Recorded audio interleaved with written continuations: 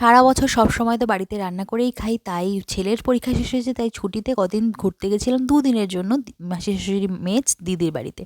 তো সেখানে দিদির একটাই কথা, তুমি এসেছো, তুমি চুপ করে বসে থাকো, কিচ্ছু করবে না। তুমি বলো তুমি আমার হাতে কী খেতে চাও, সেটা তোমাকে আমি রান্না করে খাওয়াবো। তো দিদির হাতের মাছ পাতায় খেতে কিন্তু আমার ভীষণ ভালো লাগে।